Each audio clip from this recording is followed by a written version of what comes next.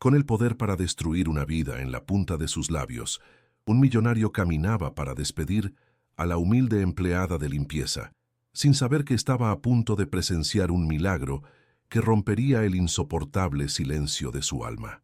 La iba a echar por considerarla insignificante, una presencia lenta en su mundo acelerado, pero lo que encontraría en el cuarto de juegos de sus hijos sordos no solo le impediría despedirla, sino que lo obligaría a arrodillarse ante la lección más grande de su vida. ¿Qué harías si descubrieras que la única persona capaz de sanar a tu familia es aquella a la que estás a punto de destruir? Si crees que los milagros de Dios se manifiestan de las formas más inesperadas, suscríbete a este canal y activa la campanita, porque esta historia te demostrará que la verdadera comunicación no necesita sonidos, sino un corazón dispuesto a escuchar. En el corazón de la opulencia de la Ciudad de México, dentro del exclusivo enclave de Lomas de Chapultepec, se alzaba la fortaleza de Ricardo Balbuena. Su mansión, una obra maestra de arquitectura ultramoderna, era un mausoleo de mármol y cristal que gritaba éxito al mundo, pero susurraba soledad a su dueño. A sus 45 años, Ricardo era un titán financiero, un viudo cuyo dolor se había petrificado en una armadura de arrogancia y control obsesivo. Cada objeto de diseño italiano y cada obra de arte abstracto en sus paredes eran testigos mudos del abismo que lo separaba de sus dos pequeños hijos, Mateo y Sofía. La sordera de los gemelos era para él un recordatorio constante de su propio fracaso, un muro de silencio que ni toda su fortuna podía derribar, una melodía que había olvidado cómo sentir. Ricardo Balbuena era un arquitecto de imperios financieros, un hombre de 45 años cuya vida era una ecuación perfectamente calculada de riesgo y rendimiento. Como director ejecutivo de uno de los fondos de inversión más agresivos de México, su nombre era sinónimo de poder, una leyenda susurrada en 1900, las bolsas de valores desde Nueva York hasta Tokio. Su apariencia era una extensión de su control, trajes a la medida que caían sobre sus hombros como una armadura, una mandíbula perpetuamente tensa y una mirada analítica que despojaba al mundo de su color, reduciéndolo a cifras y proyecciones. No había espacio para la improvisación ni para el desorden en su existencia, una filosofía que aplicaba con el mismo rigor a sus multimillonarias transacciones como a la simetría de los cojines en los sofás de su gélida mansión. Su mundo era un mecanismo de relojería suiza, y él era el único relojero autorizado a tocar sus engranajes. Sin embargo, detrás de esa fachada de dominio absoluto, Ricardo habitaba un mausoleo emocional. La muerte de su esposa 2 años atrás no le había traído lágrimas, sino un silencio glacial que congeló su dolor hasta convertirlo en una arrogancia impenetrable. El luto se había petrificado en una obsesión por el control, una forma de negar el caos que la pérdida había desatado en su interior. Se movía por su propia casa como un fantasma en su castillo, donde cada objeto de lujo era un recordatorio de su incapacidad para sentir algo más allá de una irritación sorda y constante. La soledad era su compañera más fiel, un eco que rebotaba en las paredes de mármol y en los ventanales que enmarcaban una ciudad que él había conquistado, pero que ya no le ofrecía ningún consuelo. Era un rey en un reino de cristal, aterrado de que un solo golpe de emoción pudiera hacerlo añicos, el epicentro de su fracaso personal, el recordatorio diario de su impotencia, eran sus 2 hijos gemelos de 6 años, Mateo y Sofía. Su sordera no era para él una condición, sino una sentencia, un muro de silencio que se erigía entre ellos, infranqueable y cruel. Los observaba desde la distancia, como si fueran 2 variables anómalas en su perfecta ecuación de vida, 2 piezas que no encajaban en su maquinaria de éxito. Cada vez que sus pequeños ojos lo miraban sin poder escuchar su voz, sentía el peso de un fracaso que ninguna fortuna podía mitigar. Contrataba a los mejores especialistas, compraba la tecnología más avanzada, pero el abismo solo se hacía más profundo. Dominaba el lenguaje de los mercados globales, pero era un completo analfabeto en el único idioma que importaba, el de sus propios hijos. Esta frustración se había convertido en una impaciencia crónica, una intolerancia hacia cualquier cosa que considerara ineficiente o lenta, y en su radar, la nueva empleada de limpieza, Elena Soto, era la personificación de la lentitud. La veía moverse por la casa con una calma que lo exasperaba, una presencia silenciosa que, en su mente, no aportaba ningún valor cuantificable. Su decisión de despedirla no fue personal, sino puramente pragmática, como eliminar una acción de bajo rendimiento de su cartera. Necesitaba optimizar su entorno, eliminar el ruido innecesario, sin darse cuenta de que estaba a punto de silenciar la única melodía que tenía el poder de salvarlo. Su mano estaba a punto de firmar una orden de despido, ignorando que el destino estaba por escribir el capítulo más importante de su vida. Elena Soto era una sombra silenciosa en la periferia del universo de Ricardo, una mujer de 32 años cuyo rostro, aunque marcado por una vida de luchas silenciosas, poseía una serenidad que a él le resultaba irritante. Sus manos, encallecidas por el trabajo, se movían con una delicadeza que contradecía su humilde uniforme, una dignidad innata que la hacía invisible y a la vez extrañamente presente. Para Ricardo ella era simplemente una pieza más en el engranaje de su hogar, una que funcionaba con demasiada lentitud para su gusto. No sabía nada de la madre enferma cuyo tratamiento dependía de ese salario, ni del hijo que la esperaba en una modesta casa al otro lado de la ciudad. Solo veía una ineficiencia que debía ser eliminada, una presencia superflua en su vida meticulosamente controlada, sin sospechar que esa mujer, en su aparente fragilidad, portaba la llave para abrir la única puerta que su fortuna no podía derribar. Con la carta de despido mentalmente redactada, Ricardo caminó con paso firme y decidido por el corredor de mármol que conducía a la sala de juegos. Cada eco de sus zapatos italianos sobre el suelo pulido era una sentencia. Iba a poner fin a lo que consideraba una distracción, a restaurar el orden silencioso y eficiente de su hogar. Pero al llegar al umbral, una escena lo detuvo en seco, anclándolo al suelo como si sus pies se hubieran fundido con la piedra fría. Oculto en la sombra del marco de la puerta, su mundo se paralizó. Allí, sentada en el suelo, rodeada por los juguetes más caros que el dinero podía comprar, estaba Elena. No estaba limpiando. Estaba en el centro del universo silencioso de sus hijos, Mateo y Sofía, y con sus manos tejía un lenguaje que Ricardo jamás había logrado comprender. Sus dedos danzaban en el aire, creando mariposas que aleteaban, árboles que crecían y monstruos que rugían en un ballet mudo y elocuente. Los rostros de sus hijos, usualmente lienzos de una frustración ausente, estaban completamente transformados. Sus ojos, que siempre parecían perdidos en un abismo de silencio, ahora brillaban con una luz intensa, siguiendo cada movimiento de las manos de Elena con una concentración absoluta. Estaban absortos, cautivados, viajando a un mundo donde las palabras no eran necesarias para contar una historia. Ricardo observó, con el aliento contenido, cómo Mateo, su pequeño Mateo, respondía con sus propias manos, sus pequeños dedos imitando los gestos de Elena con una fluidez asombrosa. Y entonces ocurrió el milagro. Un sonido puro, cristalino e inesperado rompió el silencio solemne de la mansión. Fue una carcajada, una risa genuina y sonora que brotó del pecho de Mateo. Un sonido que Ricardo no había escuchado en años. Un eco de una felicidad que creía extinta para siempre. Una melodía que atravesó su armadura de hielo y le apuñaló directamente el corazón. El impacto de esa risa fue más poderoso que cualquier caída en la bolsa de valores, más desestabilizador que cualquier crisis financiera. La estructura de control de Ricardo se desmoronó en un instante. El hombre que despedía a ejecutivos con una sola frase se sintió desarmado, expuesto, un completo extraño en su propia casa. La carta de despido se disolvió en su mente, reemplazada por un torbellino de confusión, vergüenza y una punzada de algo que no se atrevía a nombrar esperanza. No entró en la habitación, no la despidió. Simplemente retrocedió en silencio, paso a paso, alejándose de la puerta como si se alejara de una revelación sagrada y aterradora. Se refugió en la soledad de su estudio, Pero el silencio ya no era el mismo. Ahora estaba habitado por el eco de la risa de su hijo, una melodía que le recordaba su propia y profunda sordera emocional.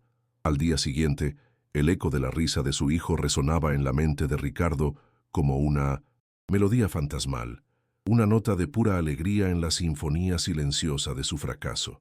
El insomnio lo había convertido en una sombra errante dentro de su propia fortaleza de mármol, cada rincón recordándole la profunda desconexión con sus hijos.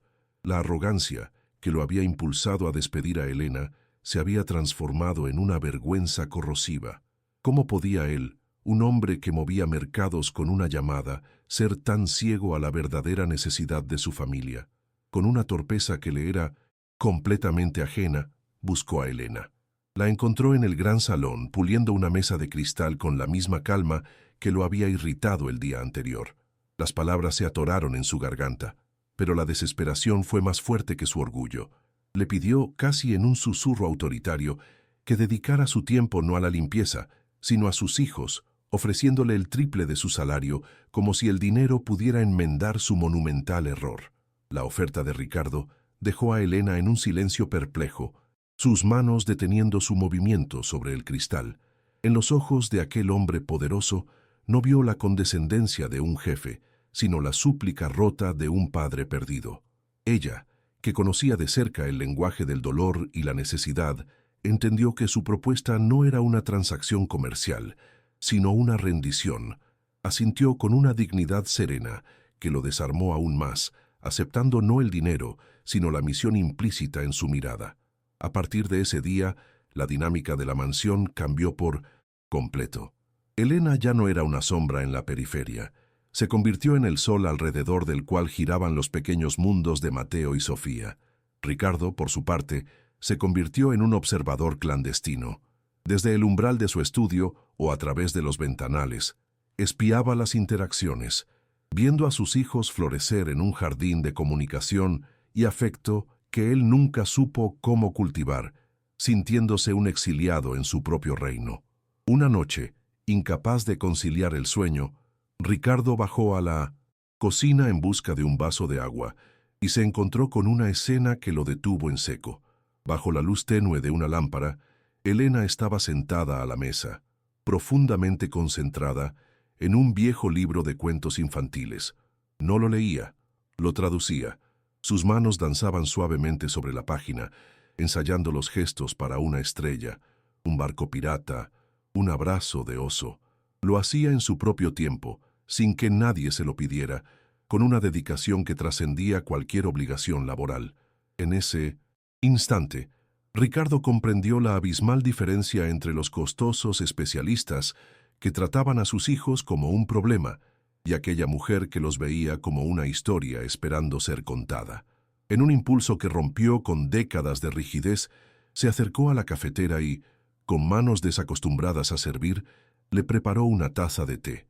El gesto, tan simple y tan profundo, colgó en el aire entre ellos, un puente construido sobre el silencio. Elena levantó la vista, sorprendida, y aceptó la taza con una sonrisa que pareció iluminar la fría cocina. Fue esa pequeña conexión, ese acto de humildad, lo que finalmente derribó el último muro de Ricardo.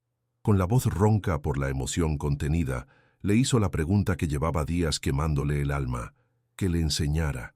Quería aprender el idioma de sus hijos. La primera lección tuvo lugar allí mismo, en la quietud de la madrugada. Sus manos, acostumbradas a firmar contratos millonarios, se sentían torpes y rígidas mientras intentaban formar las señas para hola, mijo, te quiero. Elena lo guió con una paciencia infinita, corrigiendo la posición de sus dedos con un toque suave que le erizó la piel. Por primera vez en años, Ricardo no estaba comprando una solución, sino que se estaba convirtiendo en parte de ella. Sintió cómo el hielo que aprisionaba su corazón no solo se agrietaba, sino que comenzaba a derretirse, gota a gota, bajo el cálido sol de una nueva esperanza. A medida que las lecciones nocturnas se convertían en un ritual sagrado, un fantasma comenzó a tomar asiento junto a ellos en la fría cocina. Cada seña que Elena le enseñaba a Ricardo era una daga de memoria que le recordaba a Ana su difunta esposa. Recordaba sus súplicas para que aprendieran juntos el lenguaje de sus hijos, una invitación que él había rechazado con la arrogancia de un hombre que se negaba a aceptar la derrota. Ahora, la paciencia de Elena y el progreso de sus propias manos torpes eran un espejo que le devolvía el reflejo de su fracaso como esposo y padre. Esta culpa se convirtió en una barrera invisible, pero poderosa entre él y Elena. A veces, en medio de una lección, se volvía repentinamente frío y distante, atrapado en un torbellino de remordimiento que no podía verbalizar. Quería cruzar el puente que Elena estaba construyendo hacia sus hijos, pero cada paso sobre él lo obligaba a mirar el abismo de su propio dolor no resuelto, un trauma que amenazaba con devorarlo antes de que pudiera llegar al otro lado. El abismo entre ellos no era solo emocional, sino también social, una brecha tan vasta como el propio salón de la mansión. Durante sus lecciones, en la intimidad de la noche, eran solo un hombre y una mujer compartiendo un lenguaje secreto, pero con la luz del día, la dura realidad de sus roles se reafirmaba. Él era Ricardo Balbuena, el titán financiero, y ella era Elena Soto, su empleada. Esta dicotomía lo atormentaba, generando una torpeza que lo hacía oscilar entre una familiaridad casi tierna y una distancia autoritaria y fría. Se encontraba a sí mismo observando sus manos desgastadas por el trabajo y sintiendo una mezcla confusa de gratitud, admiración y una vergüenza clasista que le habían inculcado desde la cuna. Este conflicto interno lo hacía impredecible, creando una atmósfera de incertidumbre que Elena sentía profundamente. Ella no sabía cómo actuar, si como la maestra que le abría las puertas del alma de sus hijos, o como la sirvienta que debía mantener la cabeza gacha. El conflicto latente estalló con la llegada de Verónica, la hermana de su difunta esposa. Entró en la mansión como una ráfaga de viento helado, con su perfume caro y su mirada afilada que juzgaba cada rincón. Encontró a Ricardo y a Elena en la biblioteca, riendo suavemente mientras practicaban una seña. La escena tan inocente se transformó en algo sórdido bajo la lente de su desprecio. Verónica no vio a un padre conectando con sus hijos, sino a un viudo vulnerable siendo manipulado por una oportunista. Con un veneno envuelto en falsa preocupación, arrinconó a Ricardo en su estudio, susurrando advertencias sobre las intenciones de Elena. La llamó una cazafortunas, una sirvienta que conocía su lugar y que estaba tratando de usurpar uno que no le correspondía. Sus palabras eran como pequeñas gotas de ácido, diseñadas para erosionar la confianza que Ricardo apenas comenzaba a construir. La visita de Verónica dejó una estela de desconfianza que se adhirió a las paredes de mármol de la mansión. Aunque Ricardo intentó racionalmente desechar sus acusaciones como el producto de la envidia y el clasismo, las semillas de la duda habían sido plantadas en un terreno fértil de inseguridad y dolor. El hombre de negocios cínico y calculador que había sido durante décadas comenzó a luchar contra el padre vulnerable que emergía. Empezó a analizar cada gesto amable de Elena, cada sonrisa paciente, preguntándose si detrás de esa fachada de bondad se ocultaba una agenda secreta. Esta sospecha envenenó el aire entre ellos. Ricardo se volvió más reservado, sus preguntas más incisivas, y la calidez que había comenzado a florecer se marchitó bajo una nueva helada de formalidad. Elena sintió el cambio como un golpe físico. La mirada de Ricardo ya no era de gratitud, sino de evaluación, y ella comprendió con un pánico silencioso que el frágil mundo que habían creado estaba a punto de hacerse añicos. Las palabras de Verónica, como un veneno de acción lenta, se habían filtrado en las grietas de la armadura de Ricardo. Durante días el hombre de negocios luchó contra el padre emergente, el cínico contra el creyente. Observaba a Elena con sus hijos, veía la luz pura en los ojos de Mateo y Sofía, y luego recordaba la acusación de robo, la advertencia de que era una cazafortunas. El conflicto lo consumía, sumergiéndolo en un silencio aún más profundo que el de sus hijos.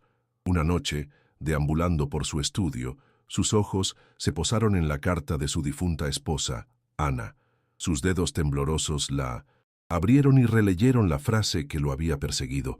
Su silencio no es un vacío, amor. Es una melodía que aún no has aprendido a escuchar. En ese instante, una claridad dolorosa lo atravesó. Se dio cuenta de que su desconfianza hacia Elena no era más que el eco de su propia cobardía, su miedo a volver a fallar. Decidió que no permitiría que los fantasmas de su pasado destruyeran el único puente que se había construido hacia el corazón de sus hijos. No se enfrentaría a Verónica con ira, sino que buscaría la verdad con la humildad que Elena le había enseñado. Al día siguiente, Ricardo actuó con la precisión de un estratega, pero con el corazón de un padre desesperado. Dejó de lado a sus costosos investigadores privados y recurrió a la fuente más confiable que tenía, Armando, su leal chofer, un hombre que había observado en silencio la dinámica de la casa durante años. Con una humildad que sorprendió al propio Armando, Ricardo no le pidió un informe, sino su percepción. Le preguntó, por el carácter de Elena, por la mujer que veía cuando el jefe no estaba mirando. Armando, con la sabiduría de sus años, no solo confirmó la bondad innata de Elena, sino que le proporcionó el contexto del supuesto robo, revelando cómo ella había sido el chivo expiatorio para proteger a un familiar de su antiguo empleador. Impulsado por esta revelación, Ricardo hizo algo que nunca había hecho. Condujo él mismo su auto de lujo hasta el modesto barrio de Elena, un acto que era en sí mismo una peregrinación hacia un mundo que siempre había ignorado. Allí la verdad no se la dieron los documentos, sino las voces de los vecinos que hablaban de ella con un respeto y un cariño que el dinero no podía comprar. Cuando Ricardo regresó a la mansión, ya no era el mismo hombre que la había dejado horas antes. La duda había sido reemplazada por una vergüenza profunda y una determinación inquebrantable. Encontró a Elena en el jardín, sentada en el césped junto a Mateo y Sofía, enseñándoles la seña para mariposa.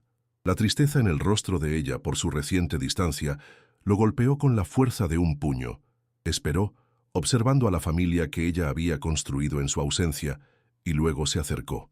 No se quedó de pie, imponente como siempre, sino que se arrodilló sobre la hierba, poniéndose a la altura de sus hijos, a la altura de ella. Las palabras no salían, ahogadas por el nudo en su garganta. Entonces recurrió al único idioma que ahora importaba. Con manos torpes pero cargadas, de una sinceridad abrumadora, signó lentamente las palabras que había practicado en secreto. Yo estaba ciego. Por favor, perdóname. No era una disculpa, era una confesión, una rendición total de su arrogancia ante la pureza de lo que ella les había dado. Los ojos de Elena se llenaron de lágrimas, pero no eran de dolor, eran de comprensión. Asintió suavemente, un gesto que selló un pacto silencioso entre ellos, uno que iba más allá de sus roles de empleador y empleada. En ese momento, Ricardo supo lo que tenía que hacer. Su transformación no podía ser solo emocional, debía ser una acción concreta que asegurara el futuro y honrara el pasado. Esa misma tarde, llamó a sus abogados y dio 2 instrucciones irrevocables. La primera fue crear un fideicomiso inexpugnable para la educación y el bienestar de sus hijos, nombrando a Elena Soto como cotutora legal, un acto que la anclaba a su familia con la fuerza de la ley y el amor. La segunda fue iniciar los trámites para crear la Fundación Ana Balbuena, una organización dedicada a proporcionar recursos y maestros de lengua de señas a niños de escasos recursos en todo México. Le pidió a Elena que no solo fuera parte de ella, sino que la dirigiera a su lado. Ya no estaba reparando un error, estaba construyendo un legado sobre las ruinas de su propio silencio. Con la Fundación Ana Balbuena, en sus primeras etapas de desarrollo, la mansión se transformó en un centro de operaciones lleno de una nueva y vibrante energía. Ricardo y Elena trabajaban codo a codo, sus conversaciones pasando de la logística de la fundación a recuerdos personales, con una fluidez que habría sido impensable semanas atrás. Una tarde, mientras revisaban planos para un nuevo centro comunitario, Ricardo sintió un impulso que había reprimido durante 2 años. Con una voz cargada de una vulnerabilidad recién descubierta, le pidió a Elena que lo ayudara a organizar las pertenencias de Ana, que habían permanecido intactas en un ala cerrada de la casa desde su muerte. No era una petición de un jefe a una empleada, sino la súplica de un hombre que necesitaba un guía para navegar por el santuario de su propio dolor. Quería, por fin, entender el mundo que su esposa había intentado construir para sus hijos, y sentía que solo Elena podía acompañarlo en ese viaje a través de los ecos del pasado. Entraron en la habitación de Ana como si pisaran tierra sagrada. El aire estaba inmóvil, impregnado con el leve aroma de su perfume, un fantasma olfativo que golpeó a Ricardo con la fuerza de un recuerdo físico. Con una reverencia silenciosa, comenzaron a clasificar cajas llenas de ropa, libros y fotografías. En el fondo de un armario, encontraron una caja de madera sencilla que Ricardo no recordaba haber visto. Dentro, junto a varios libros avanzados sobre lengua de señas, había un diario de cuero.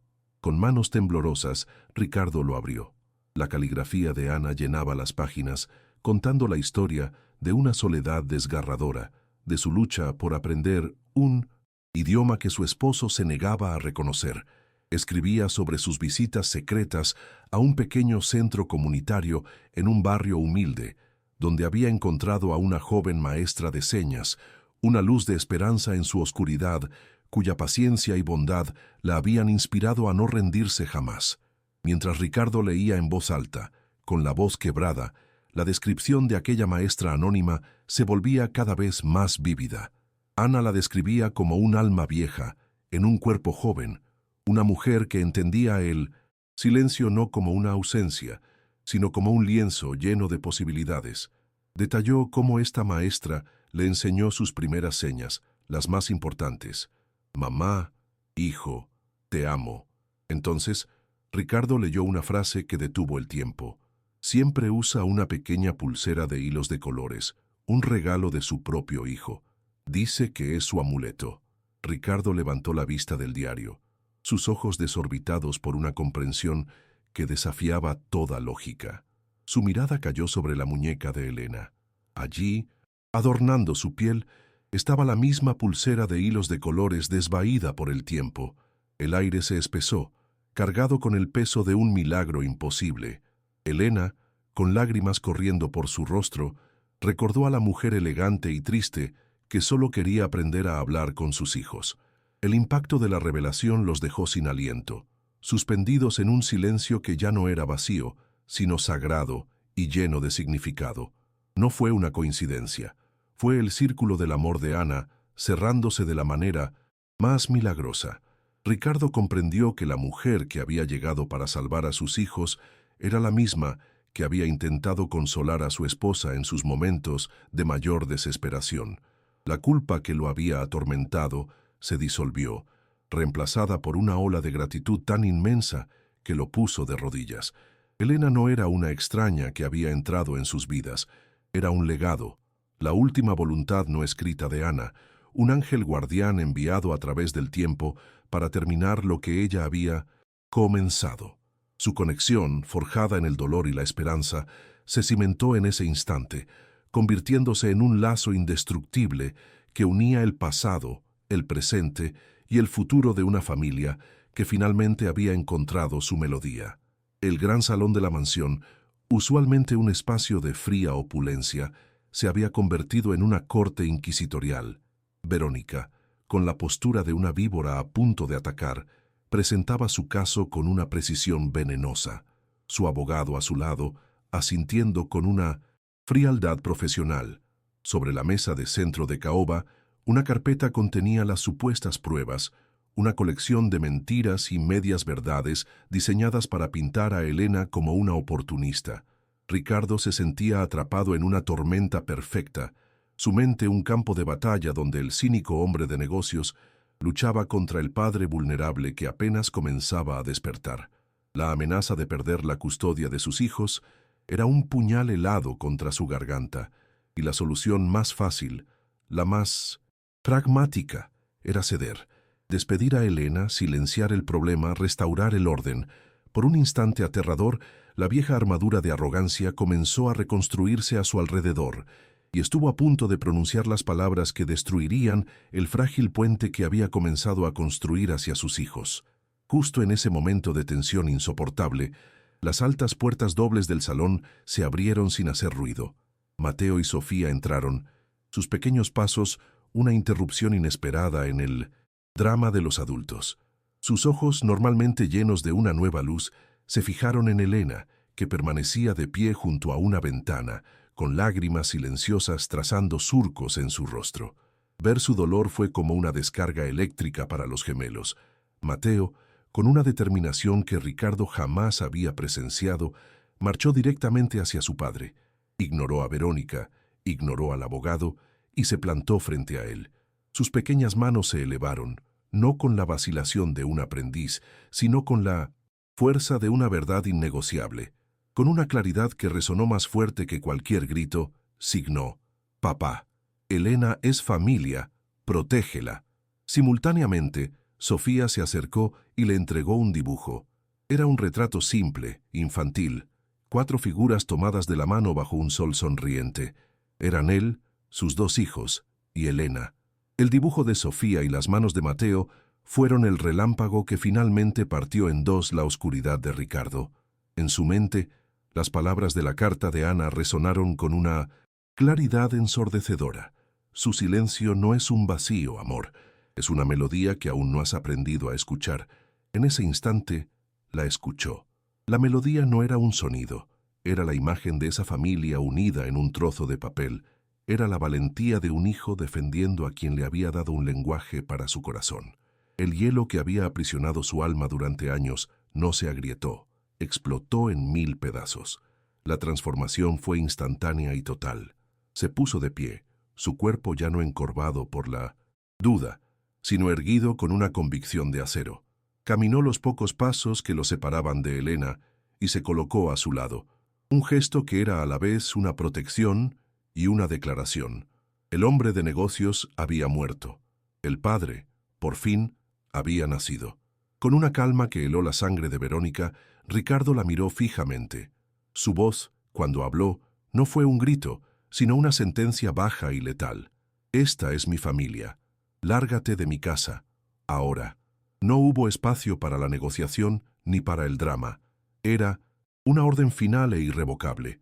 Verónica, por primera vez en su vida, se quedó sin palabras, su rostro una máscara de incredulidad y derrota. Ella y su abogado se retiraron, su malicia evaporándose en el aire purificado del salón. Una vez solos, en el silencio pacífico que quedó, Ricardo se volvió hacia Elena. Sus manos, grandes y torpes en comparación con las de ella, se elevaron. Con una emoción cruda que empañaba sus ojos, signó lentamente 3 palabras que lo cambiaron todo. «Perdón. Gracias. Quédate». No era una orden, era una súplica. Las lágrimas de Elena ya no eran de dolor, sino de una abrumadora gratitud. Mateo y Sofía corrieron hacia ellos, y en el centro de aquel mausoleo de mármol, los 4 se fundieron en un abrazo, convirtiéndose en el sol viviente del dibujo de Sofía. La expulsión de Verónica no fue un acto de ira, sino de purificación. Una vez que las puertas se cerraron tras ella, un silencio de una calidad completamente nueva se instaló en el gran salón.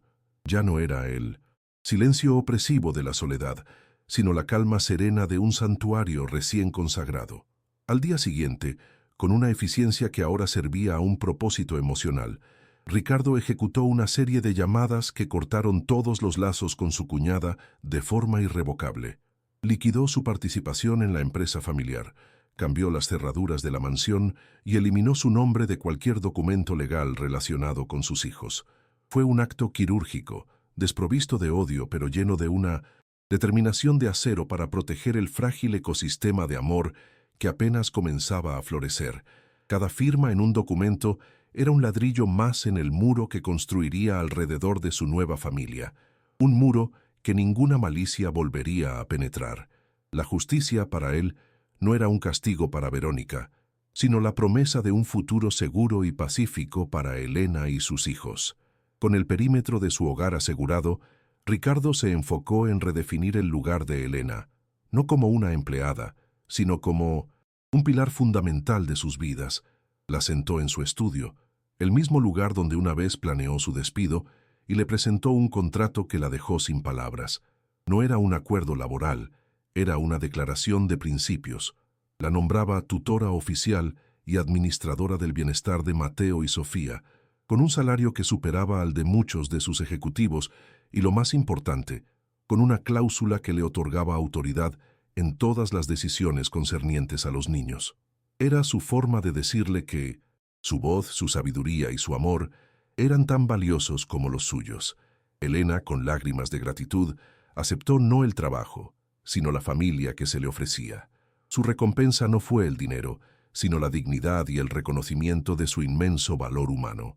Se convirtieron en socios, en copadres, tejiendo juntos un futuro para los niños, con hilos de respeto mutuo y un afecto que crecía en la tierra fértil de su propósito compartido. El siguiente paso en la transformación de Ricardo fue convertir su dolor en un legado. Inspirado por la carta de Ana y el milagro viviente que era Elena, canalizó su formidable energía y fortuna en la creación de la Fundación Balbuena para la Comunicación Inclusiva. El proyecto se convirtió en su obsesión, una forma de honrar a su esposa y de multiplicar el regalo que Elena le había dado. Reunió a los mejores expertos, no para encontrar una cura para el silencio, sino para celebrarlo como un lenguaje lleno de vida. Insistió en que Elena no fuera solo una consejera, sino la directora ejecutiva de la fundación, reconociendo que su experiencia vivida y su empatía innata eran más valiosas que cualquier título universitario. Juntos, diseñaron programas para llevar maestros de lengua de señas a las comunidades más pobres de México, para subsidiar terapias y para construir centros donde las familias pudieran aprender a escuchar con el corazón. La fundación no era un acto de caridad, era su redención hecha tangible. La mansión de Lomas de Chapultepec dejó de ser un mausoleo de mármol para convertirse en un hogar vibrante. El eco solitario de los pasos de Ricardo fue reemplazado por el suave murmullo de las manos en conversación, por las risas esporádicas de Mateo y Sofía que ahora resonaban en los pasillos y por la música clásica que Ricardo había vuelto a escuchar. Las paredes, antes adornadas con arte abstracto y frío, ahora exhibían con orgullo los dibujos coloridos de los niños y las fotografías de sus aventuras juntos, los cuatro en un parque en la playa o simplemente acurrucados en un sofá. Ricardo ya no era un fantasma en su propia casa. Llegaba temprano, se arrodillaba en el suelo para participar en las historias que Elena contaba con sus manos, y sus propios dedos, antes torpes, ahora se movían con una fluidez que nacía del amor. Su recompensa final no fue la paz en su imperio financiero, sino la paz en su alma, la inmensa y serena alegría de ser, por fin, un padre que había aprendido a escuchar la melodía del silencio. 5 años después, el sol de la tarde bañaba la inauguración del 10º Centro Comunitario de la Fundación Balbuena para la Comunicación Inclusiva. Ricardo, ya sin la armadura de sus trajes a la medida, sonreía con una calidez que había contagiado a todo su ser, su mano entrelazada con la de Elena, ahora su compañera de vida y la brillante directora de la fundación. Frente a una multitud conmovida, Mateo y Sofía, convertidos en preadolescentes seguros y elocuentes, ofrecían un discurso de bienvenida enteramente en lengua de señas, sus manos pintando en el aire una historia de esperanza que era el vivo reflejo de la suya. El legado de Ana no era un recuerdo doloroso, sino una fuerza vibrante que cambiaba vidas a diario. Al finalizar el evento, una joven madre soltera con la misma mirada de desesperación que Ricardo una vez tuvo, se acercó tímidamente con su pequeño hijo sordo en brazos. Buscaba ayuda, un faro en su propio mar de silencio. Ricardo y Elena intercambiaron una mirada, cómplice, una promesa silenciosa. El ciclo de empatía que los había unido ahora se extendía para abrazar a otros, demostrando que la melodía más hermosa no se escucha con los oídos, sino con un corazón dispuesto a aprender un nuevo lenguaje. Si la melodía del silencio de esta historia tocó las fibras de tu alma, deja un corazón aquí abajo para que lo sepamos.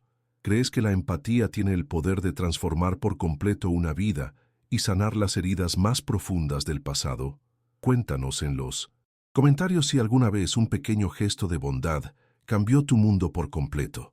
Suscríbete ahora y activa la campanita para que no te pierdas ninguna de nuestras historias que nos recuerdan el poder de la conexión humana. Y nunca olvides que la verdadera comunicación no siempre necesita palabras, solo un corazón dispuesto a escuchar.